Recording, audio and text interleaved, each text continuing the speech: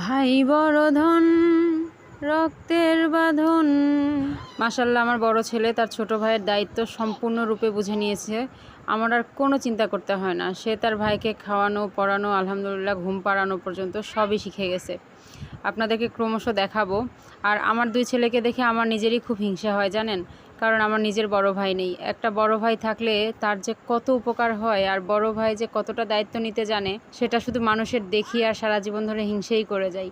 কী আর করার, নিজের তো বড় ভাই নেই, তাই কখনো বুঝতে পারলাম না যে আমার বড় ভাই থাকলে সে আমার জন্য ঠিক কতটা দায়িত্ব নিত, আর বড় ভাইরা ঠিক কেমন হয়। তো সবাই আমার দুই ছেলের জন্য দোয়া করবেন, আর ওদের এই বন্ধন যেন সারা জীবন এইভাবে অটুট থাকে, এই দোয়া আমিও করি। সে তার ছোটো ভাইকে রেগুলারই এইভাবে খাইয়ে দেয়, সেটা যে কোনো খাবারই হোক, সে তার ভাইকে না দিয়ে খাবেই না কোনোভাবে। ছোট ছেলেটাই বড়জনকে একটু মারধর করে, কিন্তু বড়জন খুব সুন্দর করে সেটা মেনে নেয়। আর সে কিন্তু ছোট ভাইকে গল্প শুনিয়ে ঘুমও পাড়াতে